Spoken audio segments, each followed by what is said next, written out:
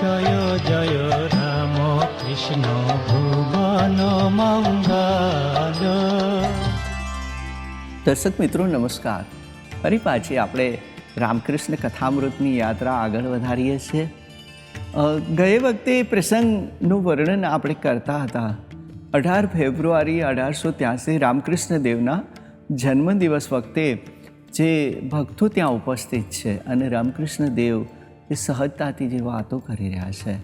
રામકૃષ્ણ દેવે અહીંયા નિત્યસિદ્ધ અને કૃપાસિદ્ધની વાત કરી, વચ્ચે એ પણ વાત કરી કે તમે સાધના પથની અંદર અભ્યાસ દ્વારા, સતત સ્વાધ્યાય દ્વારા તમે ગંતવ્ય સ્થળ સુધી પહોંચી શકો। એના માટે તમારી નિત્ય સાધના હોવી જોઈએ, નિત્ય ઉપાસના હોવી જોઈએ, તમારો અભ્યાસ હોવો જોઈએ। અને આ અભ્યાસ દ્વારા ગીતાકારે પણ વાત કરી છે કે તમે તમારી જે યાત્રા છે, તમારું જે આગળ વધવાનું છે, એક કક્ષાએ પહોંચવાનું છે, એના માટે તમારે સ્વાધ્યાય કરવું ખૂબ જ જરૂરી છે। અહીંયા રામકૃષ્ણ દેવે જે વાત કરી હતી કે બે પ્રકારના એ ભક્તોની એ કક્ષા છે। એક નિત્ય સિદ્ધ છે કે જેનો જન્મ જ આના માટે થયો હોય છે, અને બીજા છે કૃપા સિદ્ધ। એક અંધારી ગુફાની અંદર એક દીપ પ્રગટેની જેમ જીવનની અંદર એક મોટો વળાંક આવી જાય, કૃપા થાય, માની કૃપા થાય, ઈષ્ટદેવની કૃપા થાય, મા બાપની કૃપા થાય। અરે ક્યારેક કોઈ એવા અંતરાત્માને એના અંદરથી ભાવ આવી જાય ને આશીર્વાદ દે કોઈ ગરીબની હાથેળી, તો એ કૃપા તમારી પર ઉતરી આવે। અને આવા ઘણા દ્રષ્ટાંત છે। રામકૃષ્ણ દેવની વાત આવે એટલે મહાકાલી યાદ આવે, અને મહાકાલીના એક પરમ ઉપાસક જેનું નામ જ કાલિદાસ છે। આ કૃપા સિદ્ધની જે ઘટના મહાકવિ કાલિદાસના જીવનમાં બને છે। કાલિદાસનું પૂર્વાશ્રમ જોઈએ તો એની ઘટના તો સુપ્રસિદ્ધ છે કે એક ગર્વિષ્ઠ રાજકુમારી જ્યારે ભલભલા પંડિતોને ભૂ પાઈ દે છે અને કહે છે કે એક મહાવિદ્વાન પંડિતની સાથે જ મારા એ લગ્ન થશે, અને આના અહંકારને ચૂર ચૂર કરવા માટે એમના મંત્રી એક અતિ મૂર્ખ વ્યક્તિને શોધી અને સમર્પિત એમને સમક્ષ રજૂ કરવા માટે લઈ આવે છે। જોવે છે તો એક વ્યક્તિ એક વૃક્ષ ઉપર પોતે જે ડાળ ઉપર બેઠા છે એ ડાળને કાપી લે છે। મંત્રીને એમ લાગ્યું આથી તો મહામૂર્ખ કોઈ ન હોઈ શકે। આપણે એની પરથી તો કહેવત આવી છે કે આ બેઠા હોય ડાળ ના કપાય। અહીંયા કાલિદાસ એ પૂર્વાશ્રમના કાલિદાસ એ ડાળ ઉપર બેઠા છે અને એ ડાળને કાપી રહ્યા છે। અને આ મંત્રી એમને સંપર્ક કરી અને કીધું કે ચાલો તમે મારી સાથે, સરસ મજાના અમને વસ્ત્રો પરિધાન કરાવે છે અને રાજમહેલ સુધી લાવે છે। અને જે ગર્વિષ્ઠ એ યુવતી છે એમની સાથે એમના લગ્ન, એમને એક અંધારામાં એમને સાચી માહિતી છુપાવી અને એમને લગ્ન એમની સાથે થાય છે। એ પછીની ઘટના છે કે પ્રથમ રાત્રિએ જ્યારે એ 3 પ્રશ્નો પૂછે છે અને જ્યારે ખબર પડે છે કે આ તો મહામૂર્ખ વ્યક્તિ છે અને એને ઘરમાંથી નિષ્કાસિત કરી દે છે, એમને જાકારો આપે છે, અને મનમાં લાગી આવે છે કાલિદાસને એક કોઈ આશ્રમમાં એ ત્યાં વિદ્યા અભ્યાસ માટે કંઈક શીખવા માટે ગયા છે અને બધાનું એ ઉપેક્ષાના પાત્ર બન્યા છે। કાલિદાસ ત્યાં બધા જ એમના સહાધ્યાયીઓ એમની ઉપેક્ષા કરે છે। આશ્રમની બાજુની અંદર એક જળાશયની વચ્ચે મહાકાલીનું એક મંદિર છે અને એક સમયે નિત્ય પ્રસાદ ત્યાં ધરવામાં આવે છે, માનો ભોગ લગાવવામાં આવે છે।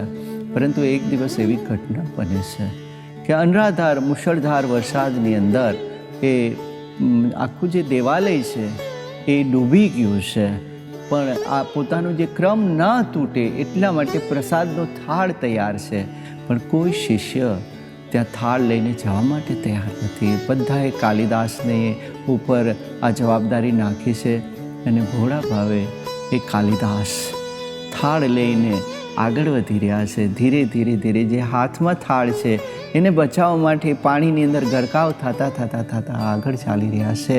એક સમય એવો આવે છે કે મોઢા સુધી પાણી આવે છે, પણ કોઈ પરવા નહીં। એ કાલિદાસ આગળ ને આગળ વધી રહ્યા છે, મોઢું બંધ રાખે છે, માત્ર આંખો એક દિશા જોઈ રહ્યા છે એ થાળ પલળે નહીં, એ પ્રસાદ પલળે નહીં. એટલે માથા ઉપર એ થાળ લઈ અને કાલિદાસ જ્યારે માના એ દેવાલયના પગથિયા ચડે છે. ચૈતન્ય પ્રતિમાઓનો આ દેશ છે. કાલિદાસ જ્યારે માને એક ભોળા ભાવે જ્યારે પ્રસાદ ગ્રહણ કરવાની વિનંતી કરે છે, આવડે એવા શબ્દોની અંદર કહેવાય છે કે સાક્ષાત મહાકાલીએ એના મસ્તક ઉપર હાથ મૂકશે, કહેશે કે તારી જીભ બહાર કાઢ.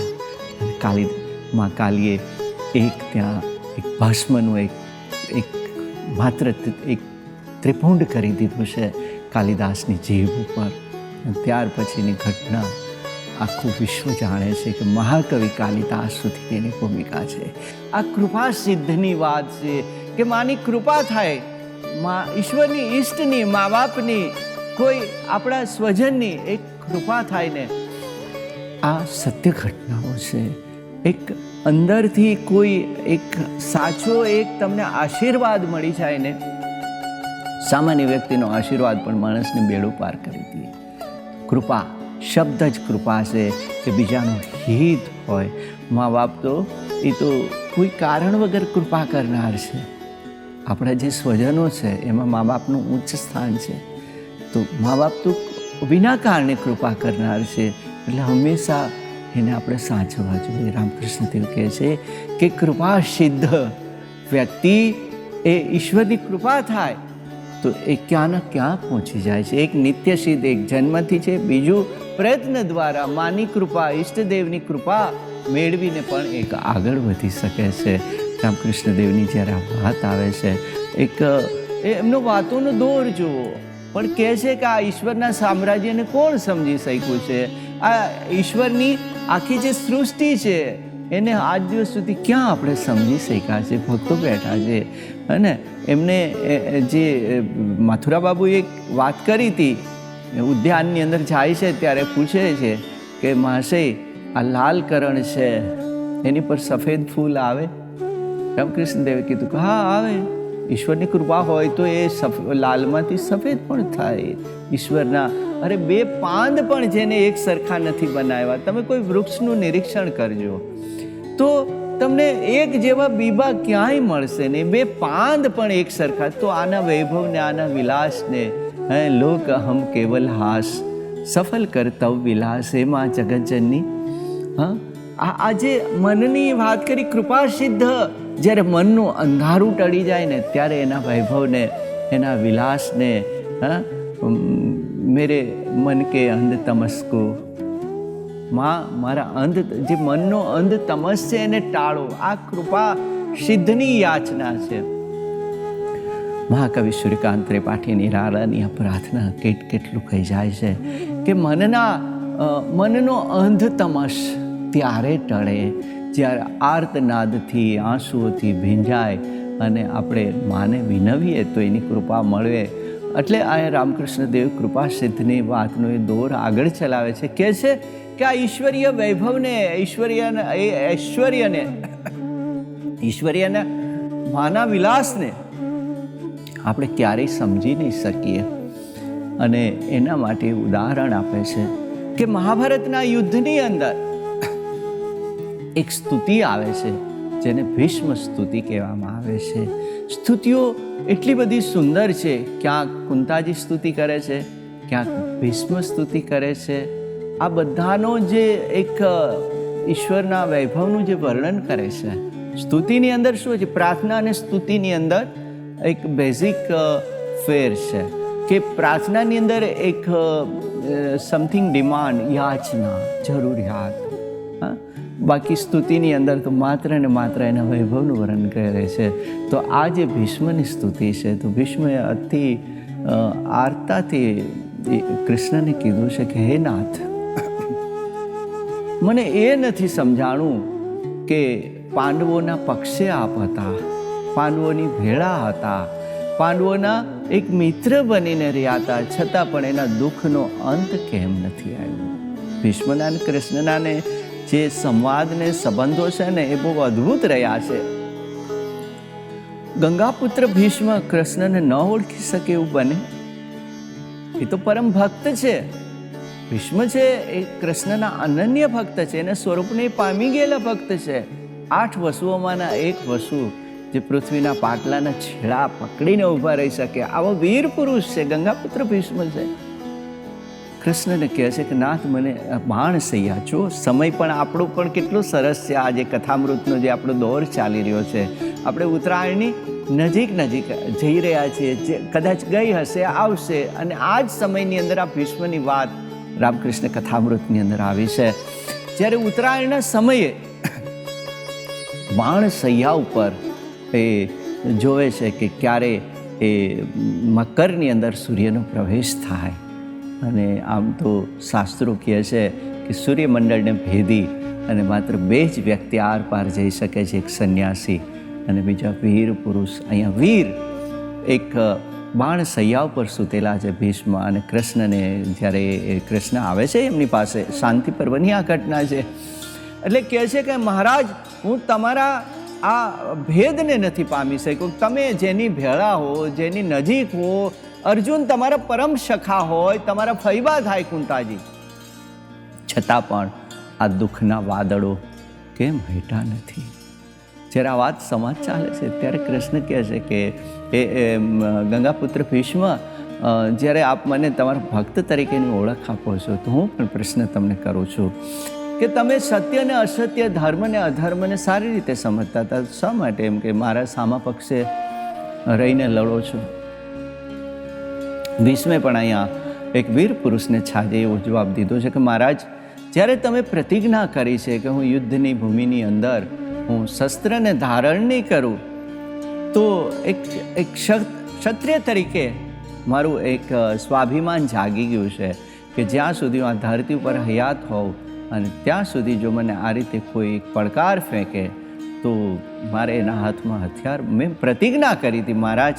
અને બીજો મારો એક સ્વાર્થ એવો હતો કે જો હું પાંડવોને પક્ષે રહે તો તમારું આવું આ અનુપમ દૈદીપ્યમાન સ્વરૂપ હું ક્યારે જોત? મહારાજ મને તો યાદ આવે છે 18 દિવસના એ યુદ્ધની અંદર કે જ્યારે વીર પુરુષોના, ખાસ કરીને જ્યારે કર્ણના મારા બાણ જ્યારે કાનની બૂટ પાસેથી જતા હતા અર્જુનને, અને તમારા ચહેરાના જે હાવભાવ ફરી જતા હતા, એ ઘોડાના ડાબલાઓની ઉડેલી રજથી તમારા જે વાળ ભૂરિયા, એ લટુરિયા, અને જે વીર પુરુષનું આવું સ્વરૂપ નાથ હું સામે હોત ને રથની અંદર તો જ હું જોઈ શકું.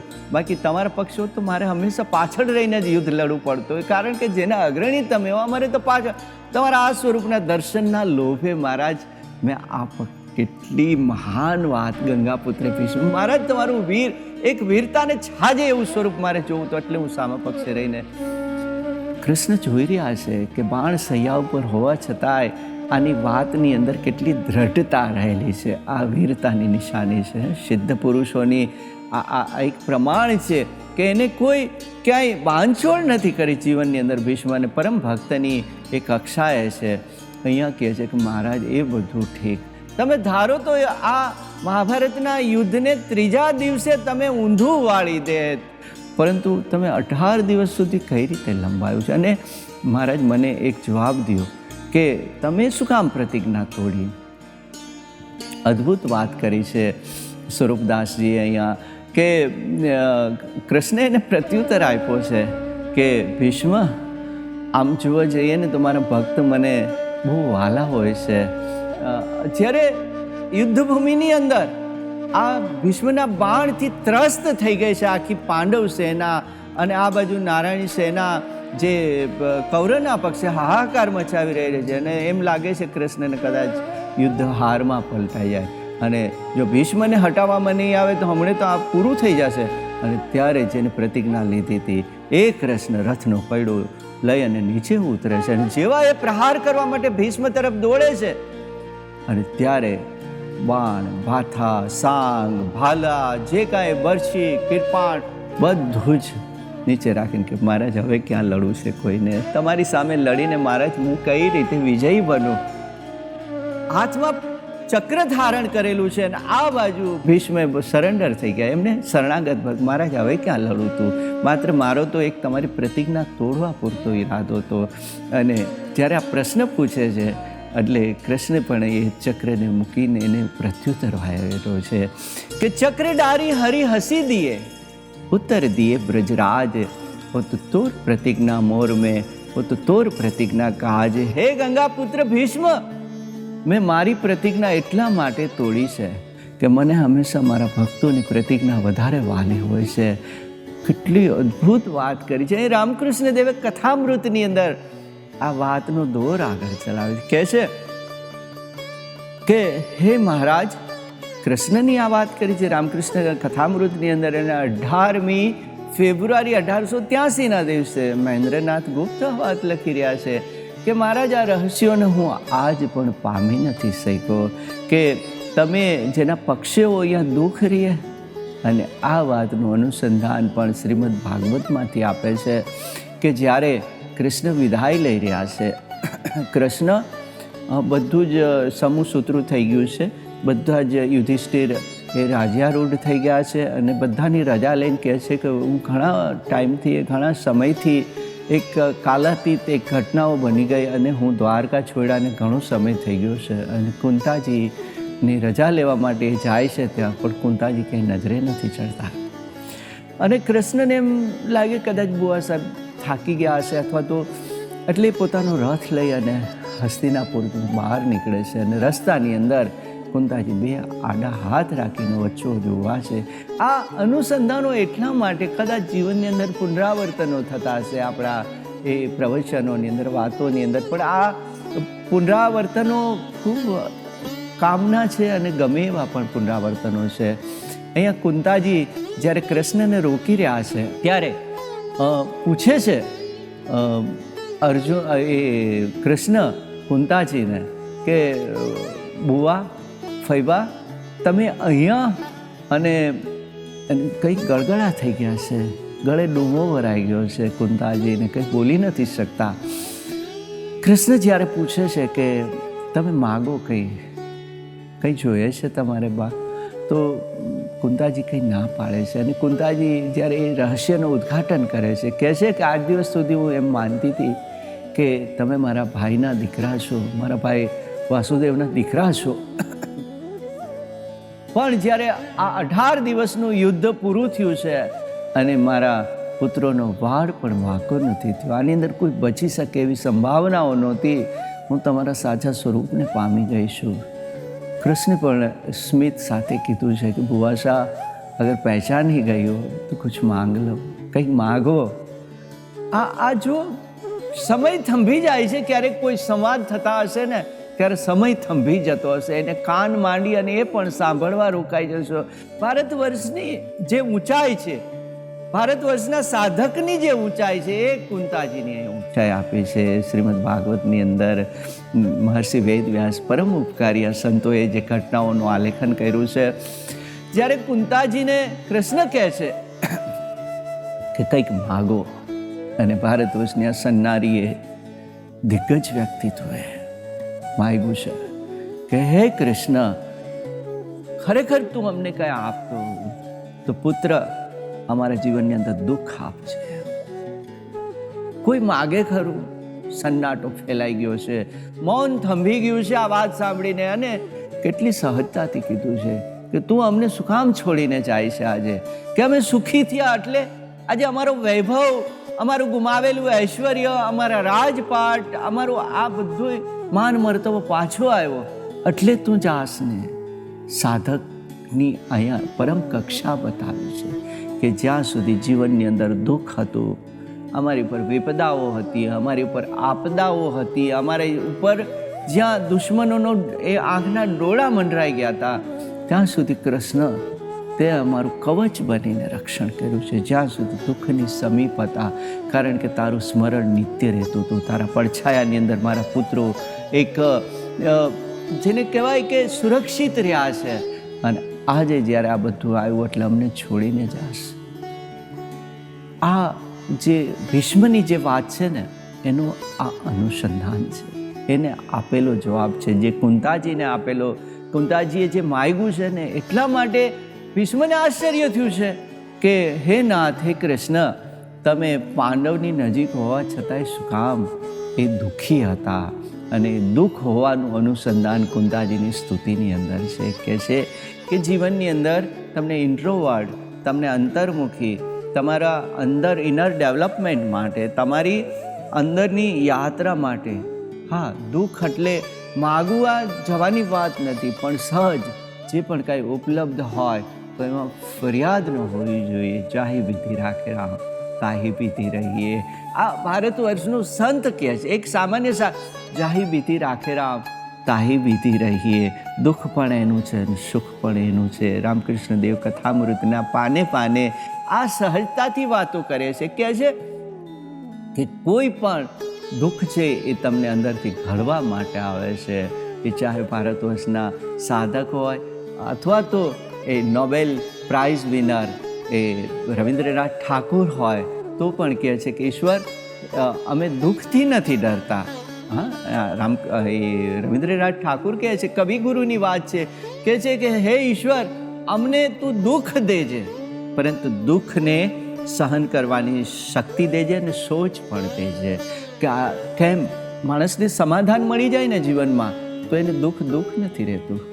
હા, આપણા પ્રશ્નો તમે જો આજે તમે પ્રશ્નો ન હોય એવું નથી, દુઃખ ક્યારેય ઘટતું નથી હોતું, પરંતુ જ્યારે સમસ્યાઓ ઝાઝી હોય અને થોડાક એમાંથી એમ લાગે ના હવે આમ કમ્ફર્ટ થોડાક રહીએ ને એટલે આપણે સુખની અનુભૂતિ થાય છે. પ્રશ્નો તો ત્યારે હોય છે, પ્રશ્નો ક્યારેય ખતમ નથી થતા હોતા.